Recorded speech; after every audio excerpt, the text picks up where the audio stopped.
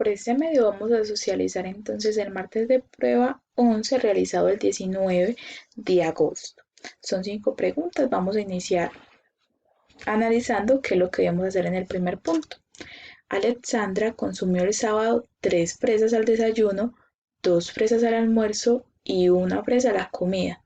Si el martes ella quiere consumir la misma cantidad de fresas, ella podría comer en una 4 opciones. Entonces, lo primero que debemos hacer o el primer paso es calcular cuántas fresas comió el sábado en total. Una suma simple. Sumamos entonces las 3 fresas del desayuno más las 2 fresas del almuerzo más la fresa de la comida, que fue solamente una. 3 más 2, 5 más 1, 6. En total el sábado comió 6 fresas. Y debemos entonces identificar si el martes ella nuevamente quiere consumir esta cantidad de fresas, que serían 6 fresas, ella podría comer. ¿Qué vamos a hacer? Vamos a ir descartando opción por opción. Entonces la A nos dice, debería entonces comer 3 fresas al desayuno, entonces sumamos 3, más 3 fresas al almuerzo, serían otros 3, más 2 fresas a la comida. Vamos a sumar el total de fresas que nos dan entonces en la opción A. 3 más 3, 6, más 2, 8. Esta opción no es, porque nos tiene que dar como total 6. Entonces pasamos a corroborar la siguiente. La opción B, 3 fresas al desayuno, más 3 fresas al almuerzo, más 1 fresa a la comida. Si sumamos el total, 3 más 3, 6, más 1, 7. Esta opción tampoco es porque nos debería dar 6 para el que consuma lo mismo que el sábado. La opción C, 2 fresas al desayuno, 3 fresas al almuerzo, más 2 fresas a la comida. Vamos a sumarlas. 2 más 3, 5, más 2, 7. La opción C tampoco es porque nos da 7. Y la última opción sería la D. 1 fresa al desayuno, 3 fresas al almuerzo y 2 fresas a la comida. Sumamos el total de fresas que sería 1 más 3, 4, más 2, 6. La opción D concuerda con la misma cantidad de fresas del sábado. Es decir, que la respuesta correcta para esta primera pregunta sería la opción D. Pasamos a la siguiente. En el segundo punto nos indican, observa las siguientes imágenes que relacionan la medida de los lados de cada cuadrado con lo que se interpreta en su interior. Si observamos este primer cuadrado, vemos que por este lado, tal como nos indican acá, mide 2 unidades. Igual acá nos indican que mide otras 2 unidades, pero también lo podemos representar con esta operación que vemos acá, que sería 2 elevado a la 2. ¿Qué nos quieren decir con eso? Que es una potencia. ¿Y qué es una potencia? Es el resultado de multiplicar un número por sí mismo varias veces, según el número que nos indiquen acá, o por el cual se eleve. En este caso estamos elevando este 2 a la 2, es decir, estamos multiplicando el mismo número 2 veces, que sería de esta manera, 2 por 2, multiplicamos normalmente 2 por 2, 4. Y de esta manera entonces sabemos cuál sería el área de este cuadrado. Ahora vemos que pasa lo mismo con el cuadrado número 2. Este lado mide 3 unidades, este otro lado mide 3 unidades y lo podemos representar 3 elevado a la 2, que como ya sabemos, si elevamos o potenciamos un número es multiplicar ese número por sí mismo varias veces. Acá entonces lo tenemos que elevar a la 2, entonces multiplicamos 3 por 3 y ya multiplicamos ese número por sí mismo las veces que nos indicaron, que fueron 2. 3 por 3, 9. Ese sería el área de ese cuadrado. Y miren que acá lo representaron de la misma manera y da como resultado 9. Ahora, nos muestran este tercer cuadrado. Tiene la media de este lado, que sería 4 unidades, y la media de ese otro lado, que también sería 4 unidades. Pero, ¿qué debemos hacer con ese? Bueno, entonces acá nos señalan la pregunta, que lo que debemos realizar. ¿Cómo puede escribirse lo que sucede en el interior del cuadrado cuando su lado mide 4? ¿Qué debemos realizar? Lo mismo que desarrollaron acá. ¿Cómo podemos representar lo que sucede al interior del cuadrado? Acá vemos que con esta operación, esta potenciación, representamos que el cuadrado ocupa 4 unidades cuadradas, 4 de estos cuadritos. En este paso es lo mismo, con esta potenciación representamos que este cuadrado ocupa 9 unidades cuadradas. Acá vamos a intentar hacer lo mismo. ¿Con qué potenciación, o según las opciones que nos den acá, podemos representar cuántas unidades cuadradas ocupa este tercer cuadrado? Vamos a recordar que cuando potenciamos o elevamos un número, es decir, esa potenciación es el resultado de multiplicar un número por sí mismo varias veces. Entonces, potenciar es multiplicar el mismo número según las veces que nos indiquen, como lo hicimos en estos anteriores ejemplos. Igual lo vamos a ir corroborando y recordando acá. Vamos a empezar a descartar la opción A ver si esa es la correcta. Podemos entonces representar lo que pasa al interior de este cuadrado con esta operación. Acá nos dicen que 4 más 4 es igual a 4 elevado a la 2. ¿Será que sí está correcto ese resultado? Recordemos que cuando nos hablan de elevar un número es multiplicar ese número por sí mismo. Entonces 4 elevado a la 2 sería multiplicar 4 por 4. Porque lo debemos multiplicar por sí mismo y acá nos indican que sería 2 veces 4 por 4, 16. Pero notamos entonces que este resultado no sería correcto para esta operación, porque si hay un signo de más sería 4 más 4 y no sería este resultado que sería 16, sino que sería 8. Entonces esta opción no representa lo que pasa al interior del cuadrado. Vamos por la opción B y nos enseñan 4 elevado a la 1.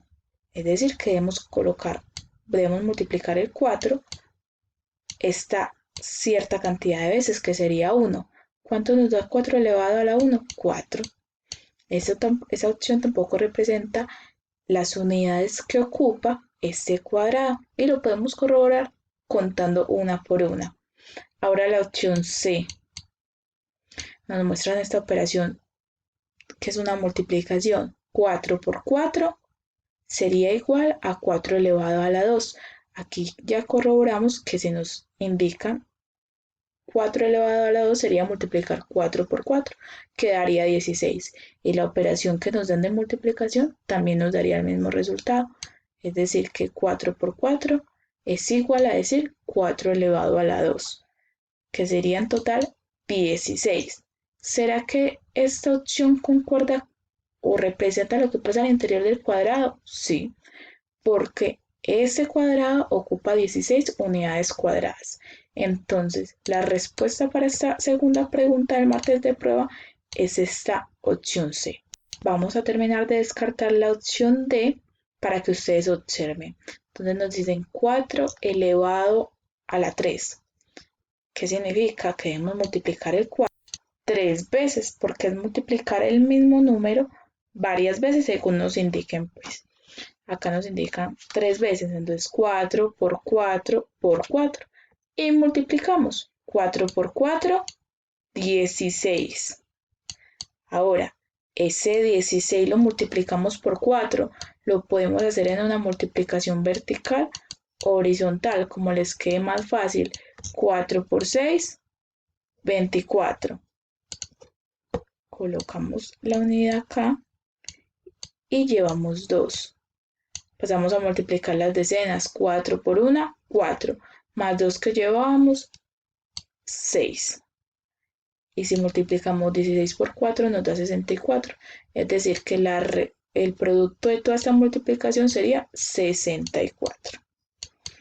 Y esa opción nos representaría las unidades que ocupa este cuadrado. Entonces, esa tampoco es. Corroboramos nuevamente que la respuesta correcta es la opción C. Para el punto 3 nos indicaban realizar lo siguiente. Camilo y Andrea construyen cometas para el festival que se realizará en su colegio. A continuación se observa la cometa de Camilo. Miren que nos muestran cómo es la figura, cuál es la longitud, cuál es la medida de todos sus lados. Y luego nos indica si la cometa de Andrea tiene el mismo perímetro que la de Camilo, cuáles podrían ser las medidas de su cometa. Entonces primero debemos recordar qué es el perímetro, que ya lo trabajamos en anteriores clases. Recordemos que el perímetro es la suma de las longitudes de todos los lados de una figura, es decir, la suma de todos sus lados, de lo que mide cada lado. Ahora, para responder a la pregunta en sí, ¿qué es lo primero que debemos hacer? Calcular en primer paso el perímetro que tiene esta cometa y así observar cuál de esas opciones coincide con ese perímetro y dar respuesta a la pregunta como tal. Entonces vamos a calcular el perímetro de esta cometa, de esta figura.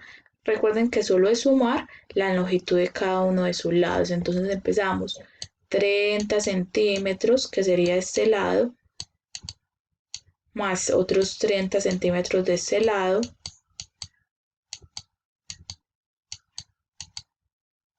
más 40 centímetros de este lado,